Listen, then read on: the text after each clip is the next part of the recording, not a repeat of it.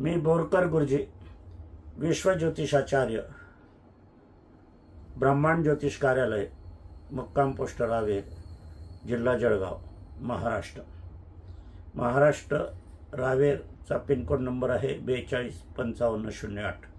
माझा mobile number आहे 9850015558। आपण आज श्राद्धाचा विषय घेणार आहोत। श्राद्ध पंधरवाडा चालू आहे आणि घरोघरी नित्य रोज ज्याच्या त्याच्या तिथीप्रमाणे श्राद्ध हे सर्व दूर होत असतात। संपूर्ण भारत देशात होतात, परदेशात राहणारे काही हिंदू संस्कृतीचे लोक आहेत ते पण करतात। श्राद्धाचा हा महिना भाद्रपद कृष्ण पक्षाचा असतो। श्राद्धाचा महिना कृष्ण पक्षाचा, यात अमावस्या येते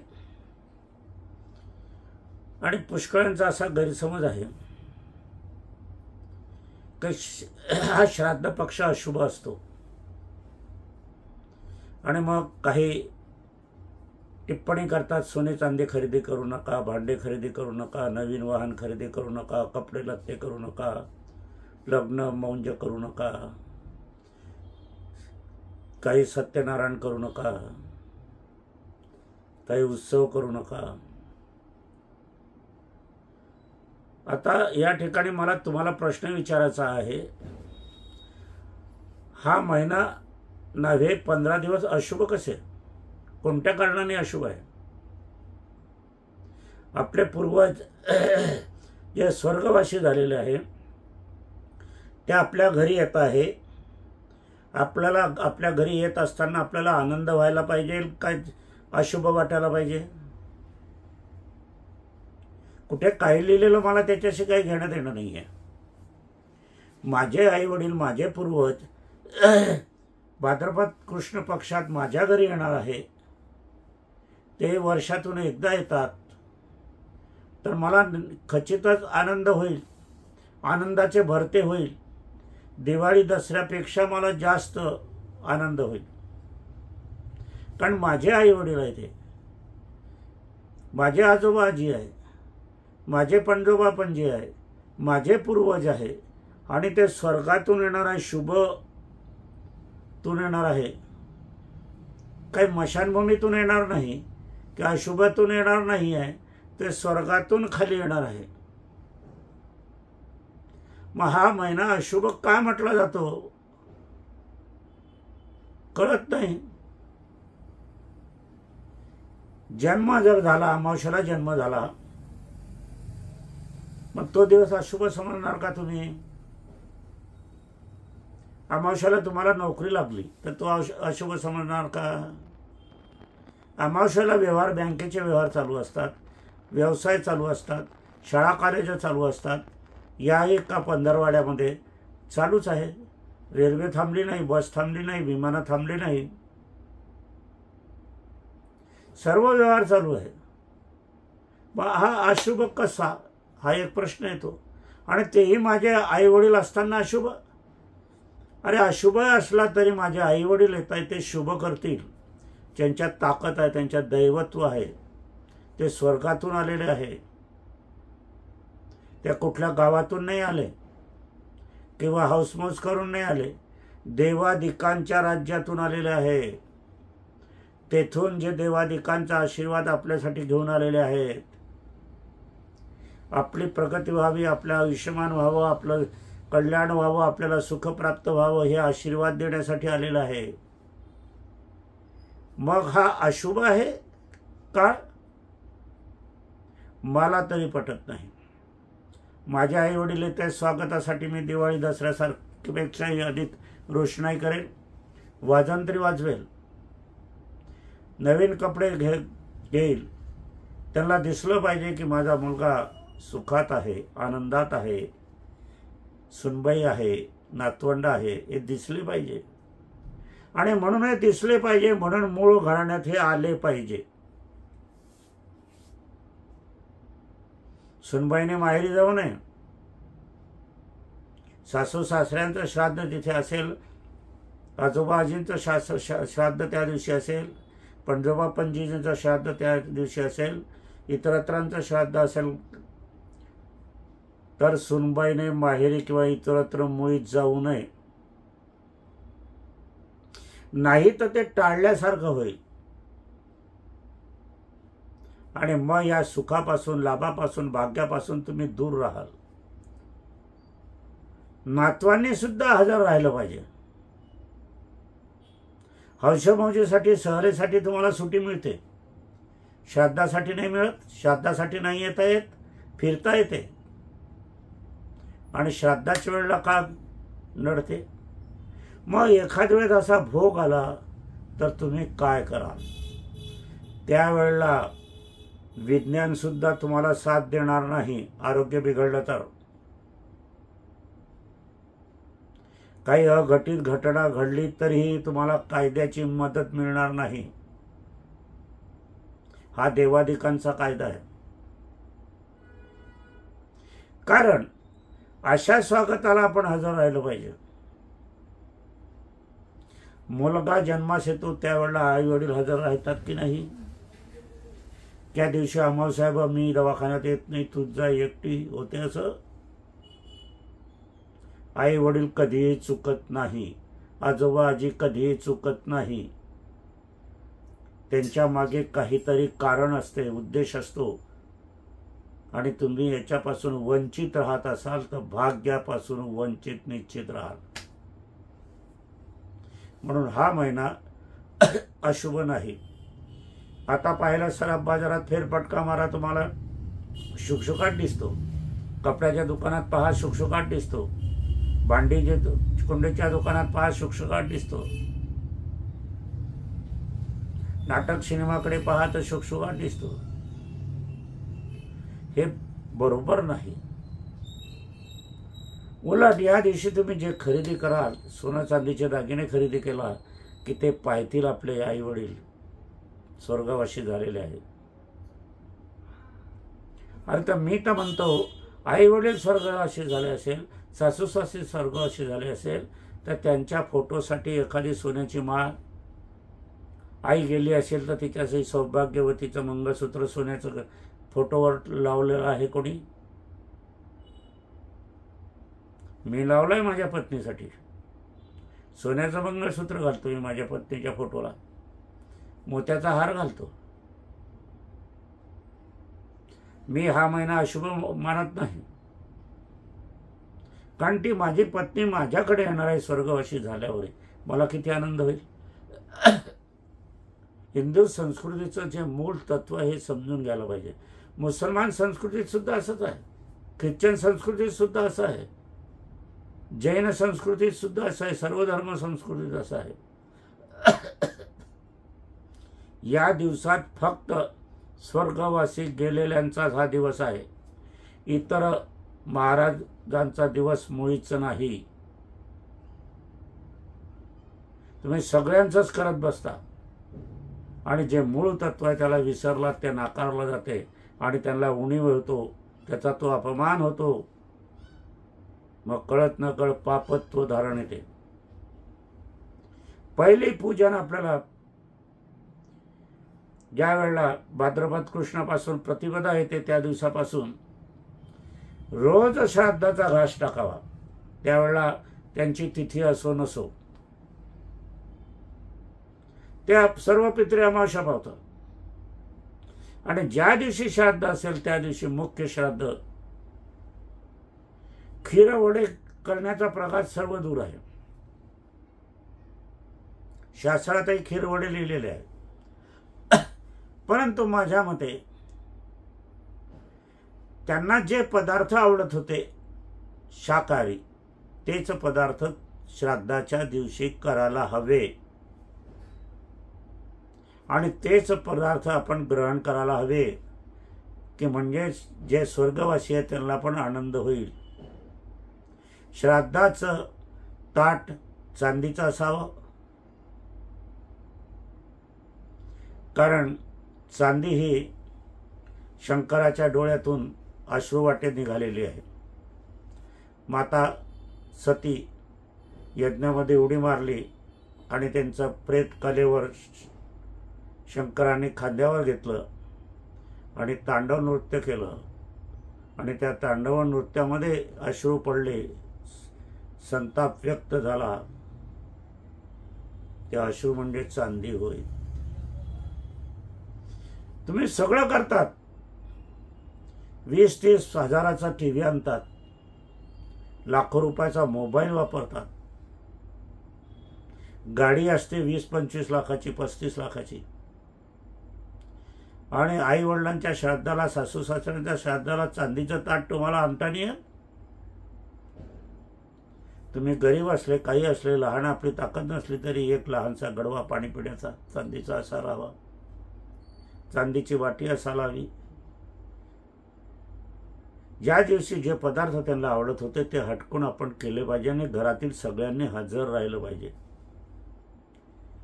जे हजर राहणार नाही ते भाग्यास मुकणार, हे सत्य आहे, हे विधिलिखित आहे. गरुड पुराण तुम्ही वाचा. गरुड पुराण कोण आपल्या घरी निधन झालं तर पुष्कळशे लोक गरुड पुराण वाचतात. ते अगदी बरोबर आहे, वाचायलाच पाहिजे. जे वाचत नाही आणि करत नाही त्यांचं कल्याणच कल्याण आहे. माझ्याकडे गरुड पुराण आहे. आम्ही ज्योतिषी आहोत, तो ठेवण्याचा अधिकार आम्हाला आहे. जे पुजारी घर आहे त्यांना गरुड पुराण ठेवण्याचा अधिकार आहे. इतरांना तो नाही असं सांगण्यात येते, पण ते नुसतं सांगण्यात येते. सगळ्यांकडे रामायण, महाभारत, गीता असायला हवी. किती हिंदू संस्कृतीत आहे, किती त्यांच्या घरामध्ये आहे. तसंच गरुड पुराण पण असायला हवे. श्राद्ध पक्षात गरुड पुराणाचं वाचन करायला हवं. इतर देवी देवतांच्या पूजनापेक्षा या पंधरवाड्यात मातापितांचं पूजन हे सर्वश्रेष्ठ पूजन आहे. असं असताना आपल्याला या ठिकाणी हा शुभ दिवस आहे, उत्साहाचा दिवस आहे, आनंदाचा दिवस आहे, स्वर्ग प्राप्ती, स्वर्ग सुख मिळवण्याचा हा दिवस आहे, आपले पूर्वजांचा आशीर्वाद मिळवण्याचा दिवस आहे, आपलं भाग्य उद्दीपित करण्याचा दिवस आहे, आपलं आरोग्य संपन्न मिळवण्याचा हा दिवस आहे. संतती आपली पुढे जाओ, सुख हो. संतती ज्यांना नाही आहे त्यांनी श्राद्ध जरूर करावं. संतती अवश्य होते. काही रुष्टता असते, काही कुपिष्ट असते, मागल्या जमिनीचं असते किंवा घातून कळत काही झालेलं असते. त्यांनी नेहमीच श्राद्ध करावं, रोजच्या रोज. श्राद्ध पक्षाचा ते करायलाच पाहिजे, किंवा श्राद्ध पक्षानंतर काही समजा आता ऑक्टोबर, नोव्हेंबर, डिसेंबर किंवा जानेवारी, फेब्रुवारीमध्ये निधन झालं असेल, त्यांनी त्या वेळेला श्राद्ध केलंच पाहिजे. आणि नित्यरोज नैमित्तिक श्राद्ध जे असते, आपण जेवत असतो तो घास बाजूला एका लहानशा ताटलीमध्ये ठेवावा आणि तो पक्ष्यांसाठी द्यावा. नाही तर आपण तो प्रसाद म्हणून सर्वांनी घ्यावा. सर्वांना मी सांगतो की तुम्ही आज जे पान वाढणार आहात, जे ताट वाढणार आहात श्राद्धाचं, तर तुम्ही 10-5 जे काही कुटुंबीय असाल त्या सर्वांनी ते ग्रहण प्रसाद म्हणून घ्यावं. गायचा घास टाकायचा असेल तर वेगळा काढा, कुत्र्याचा घास काढायचा असेल तर वेगळा काढा, कावळ्याचा घास काढायचा असेल तर तो वेगळा काढा. परंतु माझ्या आईचा घास, माझ्या वडिलांचा घास, माझ्या आजीचा घास, माझ्या पणजोबाचा घास, माझ्या पत्नीचा घास, माझ्या पतीचा घास, जे काही कोणी असेल त्यांचा सर्वांना की सर्वांनी प्रसाद म्हणून त्यांचे अन्न ग्रहण केलं पाहिजे. मग पहा पुढचं आयुष्य कसं जाते. ते तुम्हाला जे अडथळे येतात ना, त्या अडथळ्यामागे काय आहे हे बघायला हवं, पण ते कोणी बघत नाही. आणि हे बघण्यासाठीच मी तुमचे डोळे आज उघडत आहे. तुम्ही तीर्थयात्रा नाही केल्या तरी चालतील, देवाळात मंदिरात नाही गेलं तरी चालेल, परंतु श्राद्धाच्या दिवशी सहकुटुंब, सहपरिवार एकत्र केलेलं श्राद्ध हे अति महत्वाचं आहे. आणि तुम्ही 2 ठिकाणी श्राद्ध केलं, भाऊ इकडे राहतोय, भाऊ तिकडे राहतोय,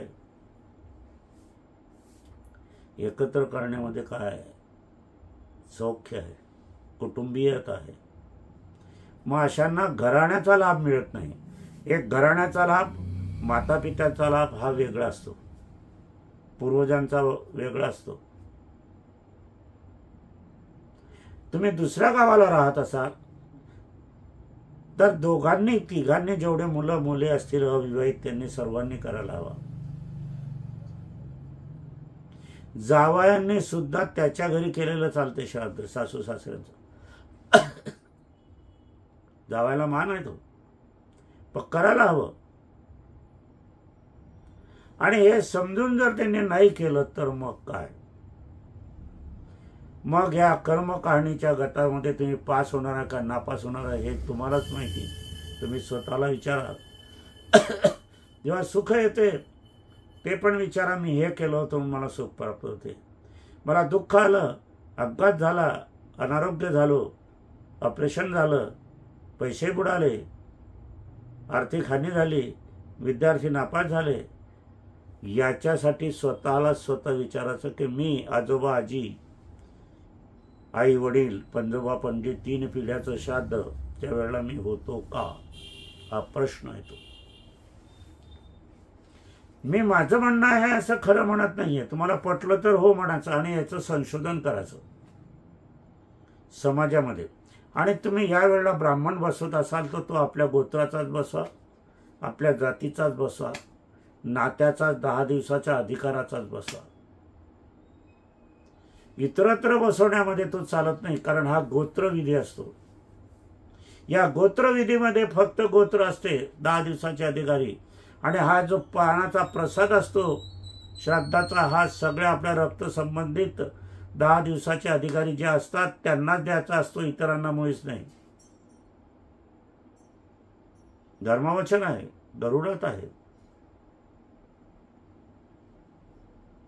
पुष्कळशे असे आपले सणावाराचे विधी असतात. राणूबाई कानूबाईचा विधी असाच आहे की तो फक्त आपल्याला घराण्याच्या व्यक्तींना देण्यात येतो प्रसाद, दुसऱ्यांना नाही. एक मोठी पूजा असते त्यावेळेला तर दारं खिडकं बंद करून ती पूजा केली जाते, महापूजा ज्याला म्हणतात ती. तेव्हा ते दार उघडलं सुद्धा जात नाही पूजनाचं. त्याच तिथे पूजन, त्याच तिथे जेवण सगळं करावं लागतं, इतरांना मनाई केली जाते महापूजेच्या वेळेला. महापूजा आता फार थोड्या राहिलेल्या, फार थोडे लोक करतात, पण करायला हवं. इतरत्र सर्व करता येते आणि हे कार्य करता येत नाही हे मला वाटत नाही. लाखो रुपयाची गाडी अंगणामध्ये आहे, लाखो रुपयाचा बंगला आहे, लाखो रुपयाचं घर आहे, आणि एक चांदीचं ताट, चांदीचं 2 वाट्या, एक चमचा, एक गडवा, एक प्याला, एक तांब्या घेता नाही येत. हे घ्यायला पाहिजे. आणि या ताटागिटाचा उपयोग फक्त श्राद्ध दिवशीच करायला पाहिजे, इतर दिवशी कोणासाठी नाही, मिळत नाही. किती जणांजवळ आहे, कोणाला हे माहिती आहे? हे आपल्याला श्राद्ध दिवसाच्या, श्राद्ध पक्षाच्या दिवशी हे आपल्याला करायचं असते. आता याच्यात आपण पुढे जाणार आहोत. पुनश्च माझी पत्नी स्वर्गीय सौ निर्मलाबाई बोरकर यांना अभिवादन करूया.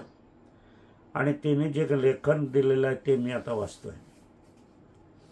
श्राद्धे ब्राह्मण तसेच सवाशीण बसवितांना आपले 7 पिढीतील किंवा तसे न मिळाल्यास मागील 14 पिढीतील ब्राह्मण म्हणून बसवावे, असा तिचा उल्लेख आहे. हे लिहिलेलं आहे. असे न जमलेच आपले पुजारी यांना शिदा आटा देऊन मोकळे व्हावे.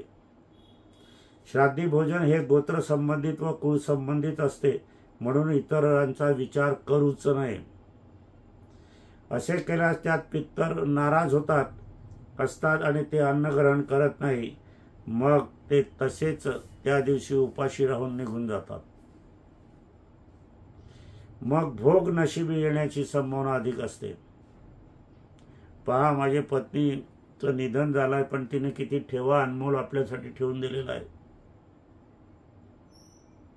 त्यांच्या निधनाला कारणीभूत असणाऱ्या लोकांनी माझं तर नुकसान केलंय, घराण्याचं नुकसान केलंय, पण संपूर्ण विश्वाचं नुकसान केलेलं आहे. नाही तर हे वाचन तिनेच केलं असतं आणि अधिक स्पष्टीकरण तिनेच दिलं असतं. म्हणजे आजही राक्षस लोक आहे आणि केवळ पैशाचा लोभ, पैसे घेऊन मृत्यू, आता नेहमी येत आहे, सरकार जागं होत नाही. सर्व मोठे दवाखाने हे बलाढ्य लोकांचे, श्रीमंत लोकांचे आहे. त्यांना डॉक्टरीचं ज्ञान नाही, पैसे कमवण्याचं ज्ञान आहे फक्त. हे सगळं सरकारीकरण करायला हवं वैद्याचं. जे काही साधारण वैद्य आहे, साधारण आहे, त्यांचे दवाखान्याला मोकळे ठेवावे. मोठ्या हॉस्पिटलला जिथे राहण्याची सोय आहे, क्रिटिकल हॉस्पिटल आहे, ICU रूम आहे, हे सगळं बंद करायला पाहिजे आणि सरकारीकरण करायला पाहिजे. आणि ज्यांच्या याच्यातून जास्त मृत्यू झाले, प्रमाण ठरवून द्या, 100-200 काहीतरी, त्यांचा परवाना काढून घेतला पाहिजे. ज्या वेळेला एखादा साधारण शिपाई कारकून 5 रुपयाची नोट घेतो, त्याला बडतर्फ केली जाते. इथे तर जीव घेतला जातो तरी काही होत नाही. सरकार जागा आहे का झोपलं आहे, हेच प्रश्न पडतो. मला माहीत नाही, पण मला पुष्कळ जण म्हणतात की परदेशामध्ये सेवा शुश्रूषाचं काम, औषधाचं काम, दवाखान्याचं काम, हे सगळं विनामूल्य होते. 15 किलो अनाज देऊन तुम्ही जनतेला फिरवत आहात, ते चांगली गोष्ट नाही आहे. 5 लाखाचं काय म्हणताय तुम्ही ते कार्ड देऊन? अहो, सर्वांनाच फुकट करा ना, काय जाते? जनतेचाच पैसा जनतेला का दिला जात नाही? असं असताना जातयः समान गोत्र सपिंडा समान दो काच्छ, मिताक्षर ग्रंथात असा स्पष्ट उल्लेख आहे की सगोत्रीच ब्राह्मण बसायला हवा. आपल्याच जातीचा 10 दिवसाचा अधिकारी, हे मिताक्षर ग्रंथामध्ये लिहिलेलं आहे. जातयः समान गोत्रः सपिंडा समान दो काच्छ, असा स्पष्ट उल्लेख मिताक्षर ग्रंथात दिलेला आहे. आणि मग आपण का करतात असं? निर्देश जाती मरणम श्रुत्वा पुत्रस्य जन्मचः, मनुस्मृती कुल्लू भट्टाचे हे प्रमाण सांगितले आहे. आपल्याला मुलालाच हा अधिकार आहे आणि मुलालाच्या बरोबर त्याची पत्नी सुनबाई असेल तिला पण अधिकार आहे. परंतु हजर राहणं अत्यंत बंधनकारक आहे. श्राद्ध विशिष्ट भोक्ता स रस्ते वै निरथाः गामिनः, स्वगोत्र जाती बांधवांचंच श्राद्ध भोजन करू शकतात, इतर कुणीच नाही. अन्य जणांनी भोजन केल्यास ते नरकात जातात. भोजन सांगणाराही ब्राह्मण सांगणाराही आणि भोजन करणाराही नरकात जातो. ज्यावेळेस निधन झालेले आहे तीच मृत्यूची वेळ आहे. अग्निडाग दिल्याची वेळ आहे, ही मृत्यूची नाही. म्हणून अग्निडागाच्या वेळेला तुम्ही श्राद्ध करू नका. निधन झालं तीच निधनाची वेळ आहे आणि तीच श्राद्धाची वेळ घालावी. आणि श्राद्ध हे वेळेवर करावं, तिथीवर करावं, पण वेळेवर पण करावं. जे अग्निहोत्री नाहीत त्यांना निधनाची वेळ प्रथम दिवस आहे. जे अग्निहोत्री आहेत त्यांना 10 संस्काराची वेळ प्रथम दिवस आहे. आता अग्निहोत्री राहिलं नाही, त्यामुळे ते तो प्रश्न पडत नाही. रात्री 2 वाजेच्या आत तो प्रथम दिवस धरावा. त्यानंतर मरण झालं तर तो पहिला दिवस धरावा. संस्काराचा अग्नी, कापूर, गावराणी तुपाचा प्रथम वापर करावा. स्मशानभूमीतून घरी येताना मुले पुढे घ्यावी व इतरांनी मागे राहावे. कुणीही मागे पाहू नये, असा दंडक आहे. 10 संस्कार झाल्यावर मात्र तिथे आप्तस्वकीय, सहपिंडी, 10 दिवसाचे अधिकारी याच्यापैकी तिथे हजर राहायला पाहिजे. कारण प्रेत दहन राख होईस तर काही वेळेला जळत नाही, काही वेळेला इतरत्र घात होतो, काही वेळेला इतरत्र मंगळसूत्र जर असलं बाईचं तर ते चोरणारे चोरतात, काही असतात. तिथे आपण हजर राहायला पाहिजे. पण ते काही बंदिस्त नाही असतात. स्मशानभूमी बंदिस्त असायला हवे. निधनानंतर तसेच संसारानंतर सर्व भाऊबंध यांनी एकत्रित 10 दिवस भोजन करावे. कोणी राहते का? नाही. फिरायला 15 दिवस जातील. पण अंत्यविधीसाठीच्या नंतरचे 10 दिवस कोणी राहणार नाही. का दुःख येणार नाही नशिबात, का हानी होणार नाही. धनिष्ठा, शतभिषा, पूर्व भाद्रपदा, उत्तर भाद्रपदा, रेवती तसेच भरणी नक्षत्रात निधन झालेस पंचकात मृत्यू झाला असे समजण्यात यावे आणि धरण्यात यावे. 5 कणकेचे 5 पुतळे प्रेताजवळ ठेवले जातात. या पुतळ्यांना दोरा लपटावा आणि अग्निडागातच हे पुतळे जाळावेत, अग्निडाग द्यावा. काही अशुभ असतं ज्याच्यामध्ये मरण येते, तो कालावधी असतो. मग याच्यामध्ये असं सांगितलं जाते, असं मानण्यातही येते की या पंचकात जर असा 10 विधी नाही केला तर काय होणार आहे, तर मृत्यूचं प्रमाण वाढते. हा माझा प्रत्यक्ष अनुभव आहे.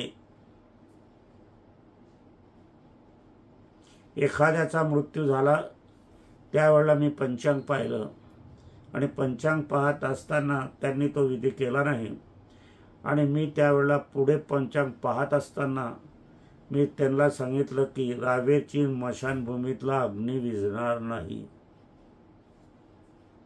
आणि खरोखरच पटापट लोक गेले.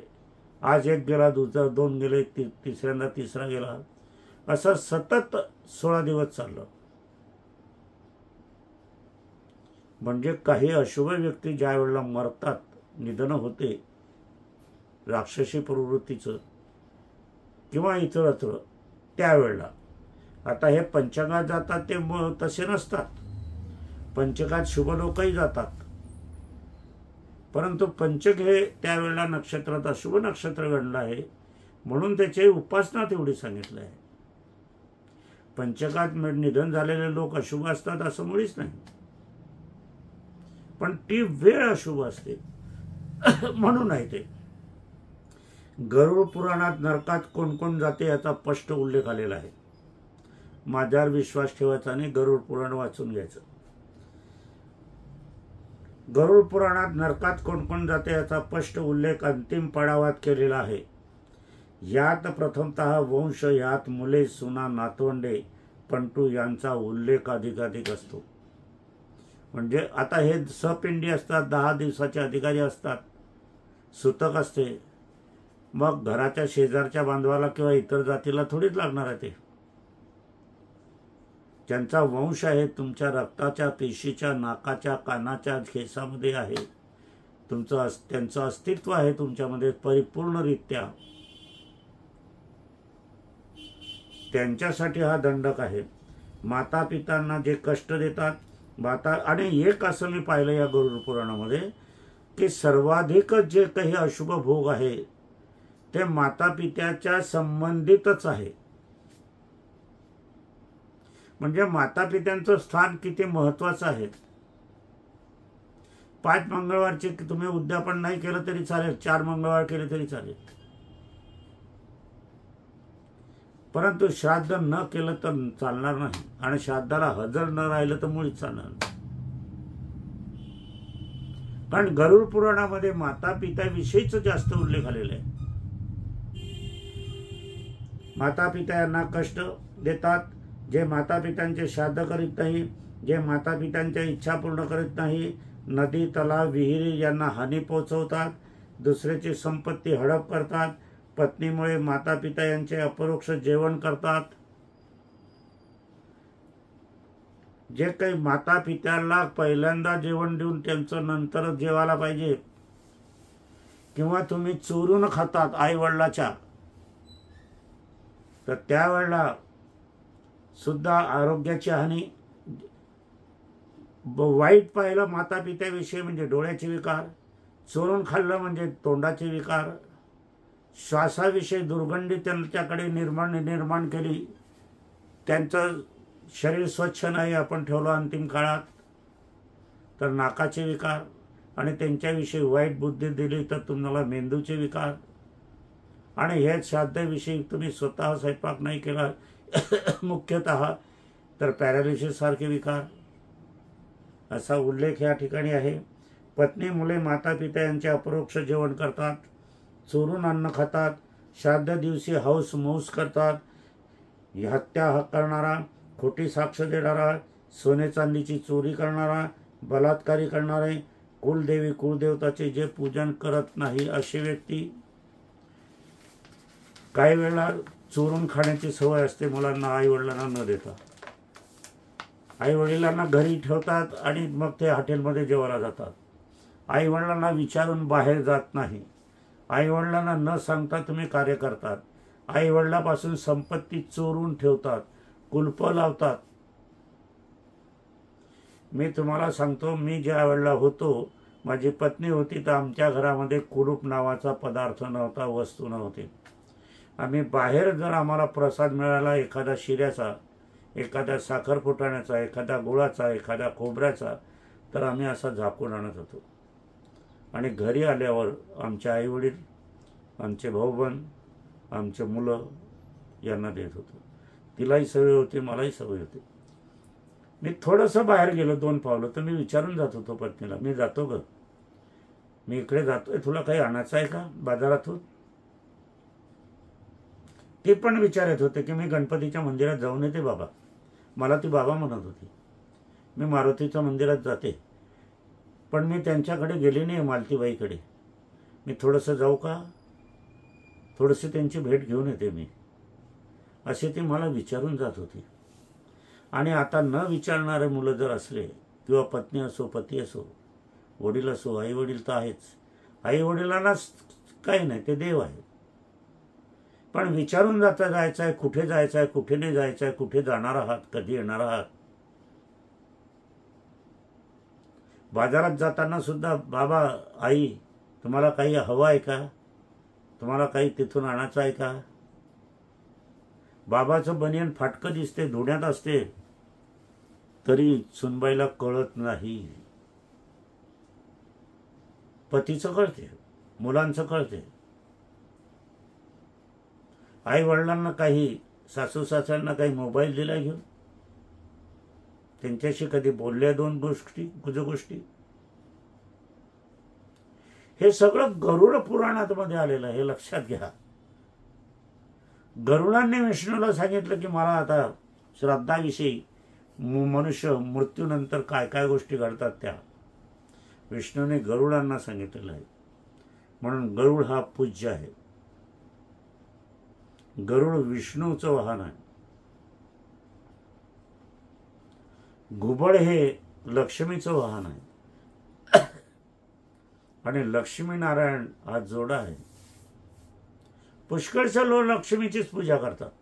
दिवाळीमध्ये तू इथे तर लक्ष्मीचाच फोटो लावतात. पण विष्णूसह लक्ष्मी कशी राहील. शेषाई याच्यावर, नागावर, समुद्राच्या याच्यामध्ये पौडलेले विष्णू आणि पाय चुरत असलेली लक्ष्मी ही आहे. ही हिंदी संस्कृती आहे. आताच्या पत्नी मुली, अरे काय करतोय तू, मला जायचं आहे, असं पतीला म्हणतात. एकेरी नावाचा उल्लेख सुद्धा हा पापत्व धारण करणारा असतो. वडिलांपुढे डोळ्यासमोर बोलणे चुकीचं आहे. खाली मान घालून बोलायला पाहिजे. ईश्वराच्या मंदिरात जातानाही तुम्ही लवून जायला पाहिजे.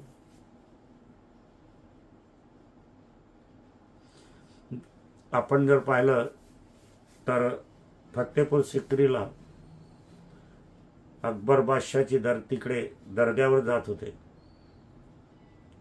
आता दर्ग्यावर जात असता त्यांची पत्नी जोधाबाई राजपूत होती. ती ताटमानेने जात होती. पण मंदिरात जाताना खालच्या मानेने जायला पाहिजे. मग तिथे मी बघितलं की तिथे दरवाजा त्यांनी छोटा केला होता. म्हणजे तुम्ही खाली मान केल्याशिवाय जाऊ शकत नव्हते. शाबास आहे अकबर बादशाहला. आपण तसंच केलं पाहिजे. नतमस्तक होऊन जायला पाहिजे. पण आता नतमस्तक काय, पैसे लागतात. देवदर्शनाला पैसे लागतात. आज मंदिरामध्ये तिथे टाकणे वेगळे, आपल्याला येईल ते आपण टाकू. पण मंदिरात तिकीट लावून पैसे घेणं, आजपर्यंत एकाही मशिदीमध्ये किंवा गुरुद्वारामध्ये, लंगरमध्ये कोणी पैसे घेत नाही. भोजन विनामूल्य देतात. आता भोजनाचे सुद्धा पैसे घ्यायला लागले. मी जुलवानीला गेलो होतो महाराजांच्या भेटीला. तिथे भोजनाला सांगितलं की तिथे तुम्ही 50 रुपये द्या. आता मी सिहोरला जाऊन येतो, मध्ये मंदिर होतं. तुम्ही दुसऱ्या जातीचे आहात, हिंदू धर्मीय असले तरी तुम्ही 50 रुपये तुम्हाला तिकीट पडावं लागेल. आतमध्ये गेलो तर 100 रुपये ताटाचं तुम्हाला जेवण द्यावं लागेल. वा, संस्कृती कुठे चालली बघायला हवं. इतरांच्या कडनं तरी शिकायला हवं. मंदिराचा हिशोब हा नसावा. असं असताना आपल्याला या ठिकाणी आई वडील आपले मुलांचे जन्म दाखल्यावर सही करतात. मुलगा झाला, म्युन्सिपाल्टी नगरपालिकेमध्ये आपल्याला जावं लागते मुलाची नोंद करली जाते जन्म दाखला मिळण्यासाठी. त्यावेळेला आई वडील सही करतात. आणि हीच मुले माता पिता यांच्या मृत्यू दाखल्यावर सही करतात. केवढा विरोधाभास आहे जन्म मृत्यूचा, हे तरी मुलांनी लक्षात घ्यायला पाहिजे. आई वडिलांनी मुलांना प्रथम कपडे घातले, चड्डी नेसवली आई वडिलांनी, आणि त्यांचेच मुले आई वडिलांना अंतिम कफन घालतात, वस्त्र घालतात. शेवटचं मधला काळ काय गेला, कधी केला आहे आई वडिलांविषयी? 5,000 रुपयाची साडी पत्नीला, 500 रुपयाचं लुगडं आईला च्या वर नाही. हे सत्य आहे. आता या यात्रेमध्ये आमच्या गप्पा गोष्टी चालल्या होत्या एका वर्तमानपत्रामध्ये. ते म्हणे किती दुःखद बातमी आहे, त्या यात्रेला महापूर आला आणि इतके लोक मेले, ते मेले. दुःखद घटना आहे, मी नाही म्हणत नाही, परंतु याच्यात दुःख करण्यासारखं काय आहे असं मलाही वाटत नाही. म्हणे का? म्हटलं त्यांच्या बहुतांशाचे आई वडील घरी होते, आई वडील देणारे होते, जन्मदाते होते, प्राण त्यांच्याजवळ होता. हे प्राण नसलेले लोक गेले. मग त्याच्यात दुःख करावं की नाही हा प्रश्नचिन्ह येतो. प्रथम आई वडिलांना तुम्ही करून द्या, 4 धाम म्हणा काही असेल ते, आणि नंतर तुम्ही जा, तुम्हाला आयुष्य भरपूर आहे. त्यानंतर मुलांना प्रथम श्वास माता पिता देतात आणि बघतात, आणि माता पित्यांचा शेवटचा श्वास मुले बघतात, आणि काही तर अंतिम वेळेत राहतही नाही.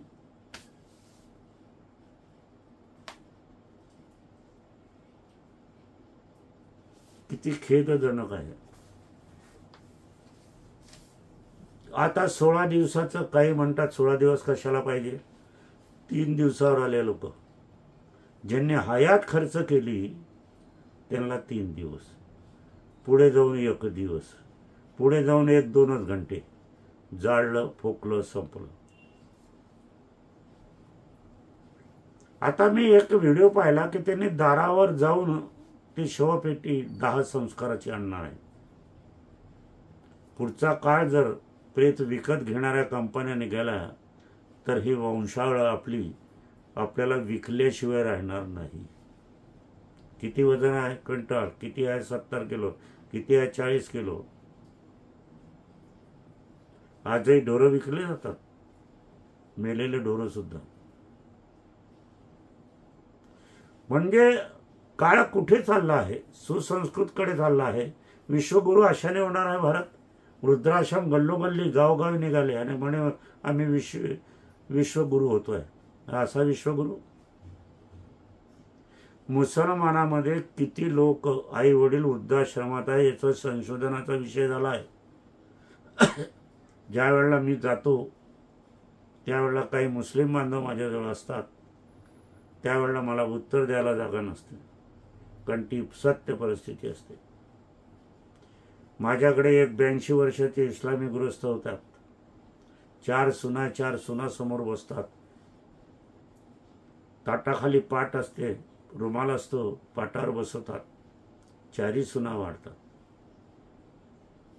आणि विचारतात, बाबूजी शाम को क्या बनाना है. आणि एवढं असल्यावर एका वाटीमध्ये त्यांनी काजू किसमिस ठेवले होते. ये तुम साथ में लेके जाना और खाना. मी नमस्कार केला त्या चारी सुनांना. भाग्य आहे. तर आपण हे घरामध्ये शिकलं पाहिजे. इतरत्र तुम्हाला वेळ आहे, आई वडिलांसाठी वेळ नाही, मग भोग नशिबे आले तर कराल काय. त्यावेळेला आई वडील राहणार नाही. असो, आजच्या कार्याचं समापन इथेच करूया. माझं म्हणणं पटलं तर आपण ठेवायचं, नाही पटलं तर दोघी कान दिलेले सोडून द्यायचं. कारण मला काय स्पष्ट बोलण्याची सवय आहे.